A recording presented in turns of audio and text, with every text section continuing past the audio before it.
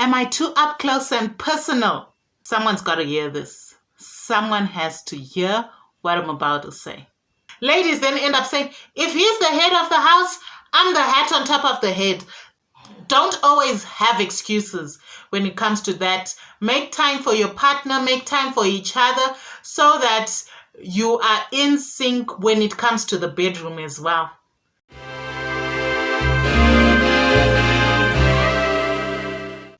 Hey guys, welcome back to another interesting and exciting episode on the Mompreneur Tuesdays series. If you've never seen this cute face, my name is Thuli and I'm a mompreneur from Harare, Zimbabwe. I post videos on lifestyle, motherhood, beauty. It's just a mixed bag of all the things that I love to do. If you haven't already, please click that big subscribe button down below. And don't forget to click the bell notification so that you are notified every time I upload.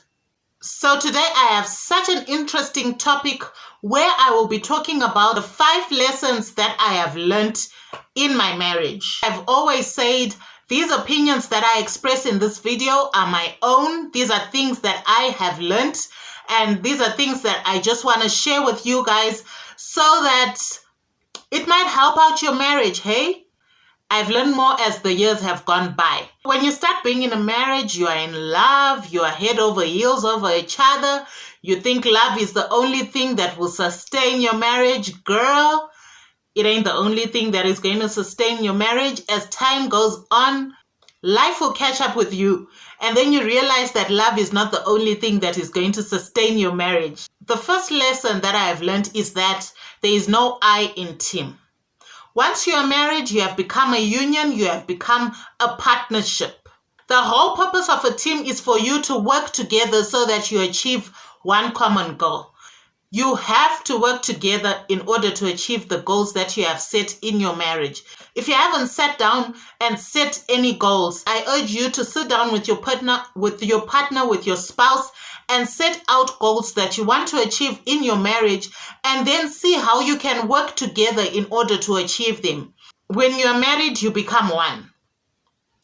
So by becoming one, you have become one person, you have become one body, you have become one soul. So you cannot have one person doing this and the other person doing that. You have to work together as a team. Learn to treat your husband as your best friend.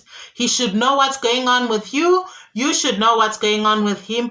Be each other's best friends, and by being each other's best friends, it allows you to be a team. It allows you to work together. It allows it to be simpler for you guys to do things together and to achieve your goals together. Number 2 is communication. Communicate with each other.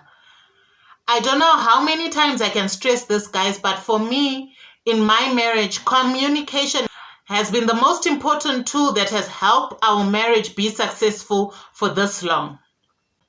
For those of you who don't know, I've been married for the past 8 years. Learn to communicate. Be an open book to each other. Communication helps your relationship grow and it helps your marriage grow. So there's no unrealistic expectations. There's no assumptions. Because ladies, if you assume that he knows what you're thinking, he definitely isn't. And if you don't communicate what you want from your partner or what you want from your spouse, how is the man supposed to know? Don't let the man assume what you want and then when he gives it to you, it's not what you want. Communicate what you want out of your marriage. Communicate how you feel about certain things. Be open to your partner, because there's no reason to hide or be shady when it comes to your partner. He's the person you're going to spend your life with. Remember, this is the person that you said I love to. This is the person that you said you want to spend the rest of your life with, till death do you part. So I don't see any reason why you should hide certain things from him. I don't see any reason where you can't communicate simple things, ladies. You're going out of the home. He doesn't know you're leaving the home. Let him know that, babe, you know what? I'm going out. Something came up. I have to go to such and such a place. and he knows what's going on. Because what will happen is you're going to bump into him at that place where you are, and he's going to assume. He is going to assume the wrong things, whilst you're probably doing something that is very innocent, very correct, and something that he has no need to be suspicious of.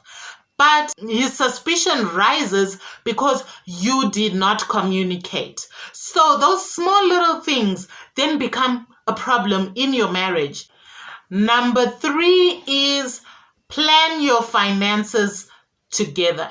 I don't have any statistics, but from listening to people who have been divorced, listening to people who have separated, money is the number 1 cause that leads to divorce. Learn to plan your finances together. Let each other know what each individual is bringing into the pot.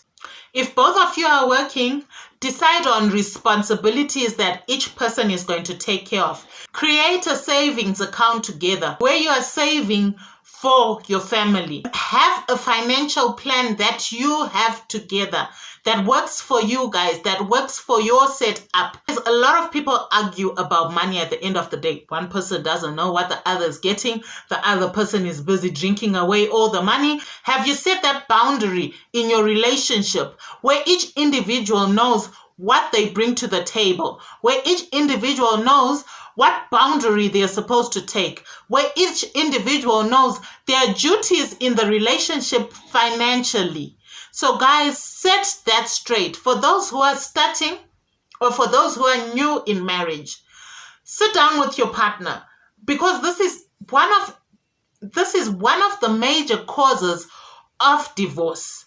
So when you're starting marriage, then the love is still hot, it's easier to plan financially. Don't overlook that by being overshadowed by love, guys. Plan your marriage financially so that you are on a good financial position. For those who have one spouse working, say your husband is the only one that goes to work, you are a stay-at-home mom, plan financially with your husband.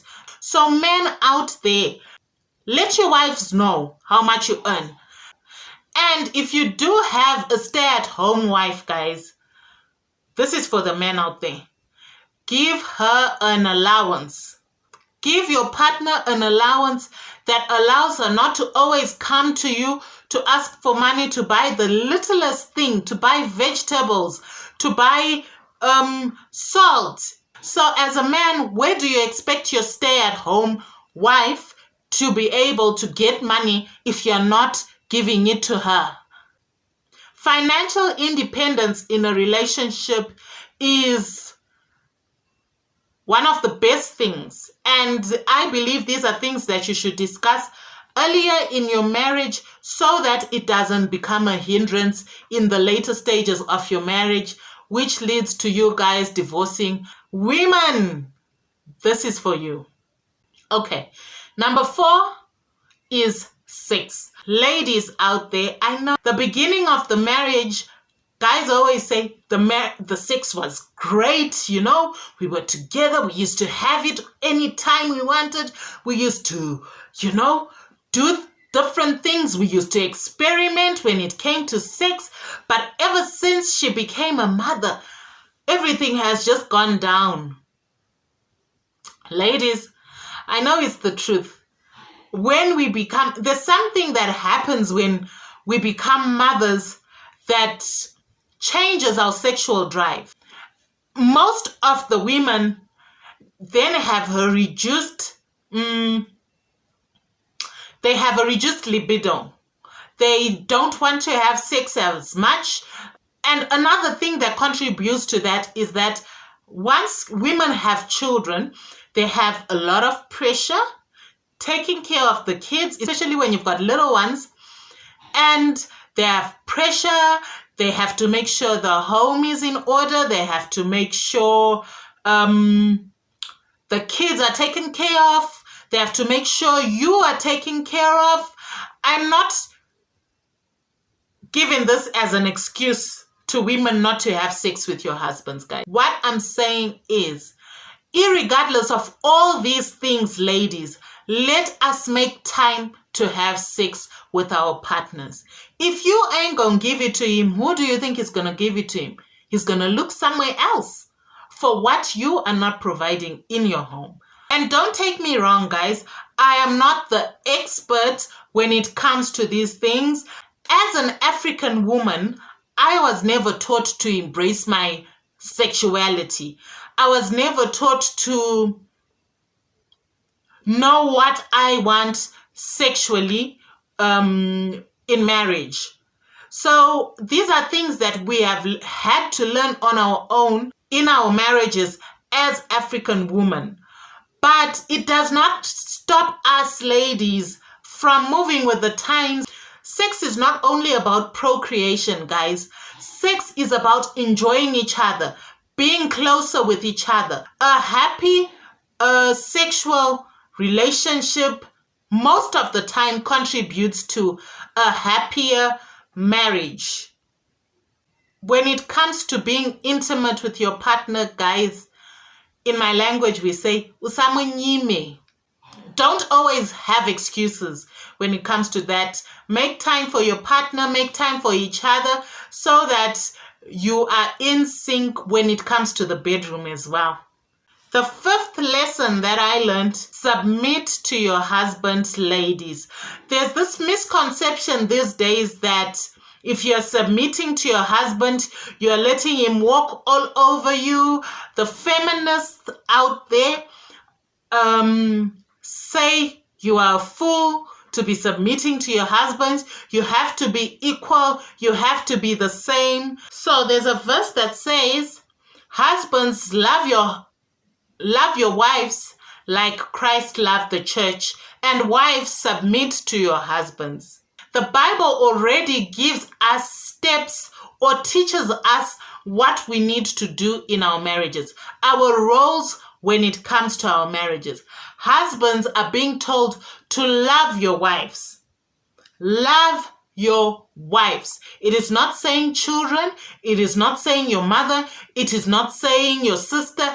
It is saying love your wives like Christ loved the church. And obviously, when you think about this verse and when you meditate on it, you find that the love that Christ had for the church was overwhelming love. The love that Christ had for the church was so massive. Big love that he had for the church. It could not be measured. He had the love that was unconditional that he had towards the church. So husbands, the Bible is telling you to love your wives in that manner.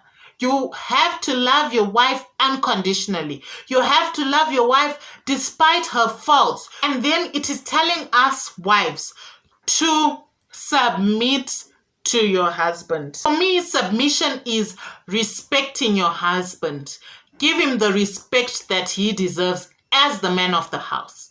He is the head of the home, ladies. And then ladies then end up saying, if he's the head of the house, I'm the hat on top of the head. That is not how it works, girls. That is not how it works.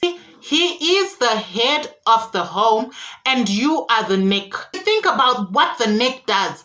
The neck anchors the rest of the body to function as well as the head. And the head is the brain. In the head, there is the brain. So your husband is the brains of the home. He is the leader of that home. You as the wife are the pillar. You are the anchor of that home. You are the person who is steering this ship. Guys, you understand what I mean, ladies? You are the captain who is steering the ship. Your husband is the engine that is making sure the ship is moving. So you've got the captain steering, showing the direction of where the family is going. That is you. Your husband is the engine that is making sure that you guys are moving. Take your position as a wife, submit to your husband, Be respectful to your husband. Love your husband. Do not undermine your husband. Do not belittle your husband, because there are ladies who have this, I don't know whether to call it a problem, or who want to belittle their husbands in front of other people. The Bible teaches us to submit to a husband. So whether your husband doesn't go to work, whether your husband is bringing in a lesser income, whether your husband does a lesser job than you, give him his rightful place as the head of the home. Is someone hearing me? Are you hearing me, ladies? Give your husband his position as the head of the home. Respect him. Submit to him. No matter the circumstances. No one chose your husband for you. You chose your husband for yourself. So you have to submit to the man that you chose for yourself. I hope someone learned something from this few lessons that I have learned in the time that I have been in marriage. It is always a learning experience when it comes to marriage. I have so much more to learn. I have so much more that I am still learning. I'm not an expert when it comes to these things. Like I said, I'm just giving you guys what I have learned, my experiences in my marriage, my lessons that I have learned in my marriage. Other people might relate to the lessons that I have learned. Others might not. It might teach someone who hasn't yet gone into the union of marriage some things that you need to look at when you do get married. So guys, thank you so much for watching this video. Please let me know in the comment section. Let's have a discussion, guys. How long have you been married? And what are the lessons that you have learned from your marriage between you and your partner? I'd really love to hear your people's stories, and you never know, you might motivate someone. If you haven't clicked that subscribe button and you're always watching me, I see you. I see you right there. I see you. Don't turn off this video without clicking that subscribe button down below. And don't forget, like I said, to click the notification bell so that you're notified of all my uploads.